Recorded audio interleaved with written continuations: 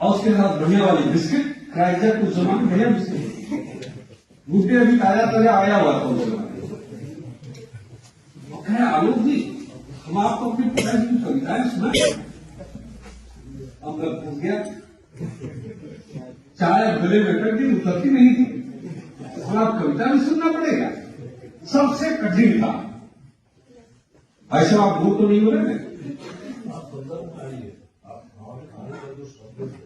जी जी जी जी जी जी जी जी जी अच्छा क्या सिर्फ नाम है आपका? मनोज रूपड़। अच्छा बहुत बड़े आप कहानीकार और विद्वान लग रहे हैं। चलिए इंग्लिश ठीक है मुद्दे पे हम आता हूं बिना मुद्दे के मैं कोई बात करता ही नहीं हूं मगर वाइस चांसलर से कैसे बात किया जाए शायद इसका विवेक आपको नहीं है तो सीख लीजिएगा कभी। आपको बुलाया किसने है? दोबारा इनको क्या बुलाइएगा मत इनको है ना।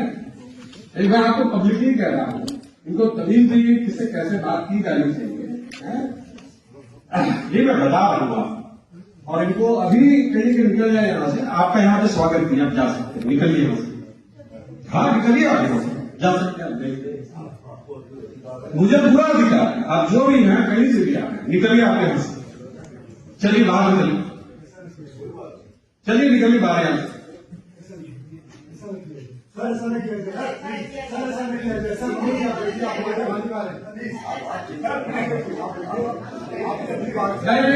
एकदम बात जो भी है महोदय आपको देखिए आपको अच्छा नहीं लग रहा तो आप भी जाए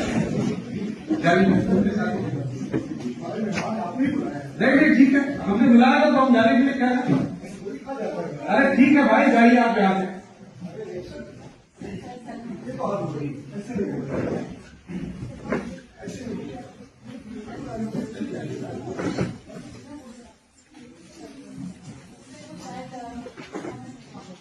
कहां से? अरे नहीं जानते तो कम से कम बात करने का तरीका तो होता है।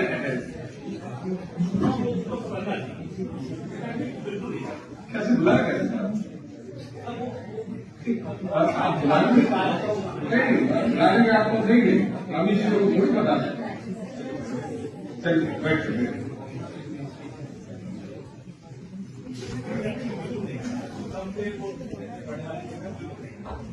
नहीं जानते तो उसका यह क्या काम है? जो विश्वविद्यालय में आया हुआ है उसको विश्वविद्यालय की परंपरा को समझना है ठीक है। नहीं समझता तो हमारे आमंत्रित नहीं है।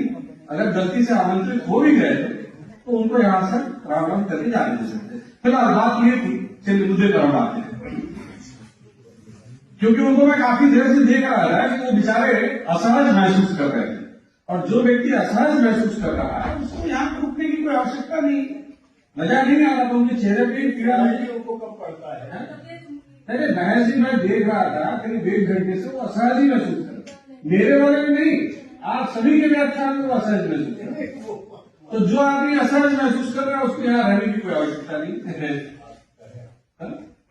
तो फिलहाल हमारे भाई अब आप लोग पुनः अपने पुराने उसमें आ जाए तो हमको हमारे जो माननीय गुरुदेव थे उन्होंने कहा चलो हम तुमको अपने पिताजी की कविता सुनाते। हमने कहा ठीक है सर चाय गोले लड़की पड़ी हुई है तो उन्होंने पिताजी की कविता सुनानी शुरू की।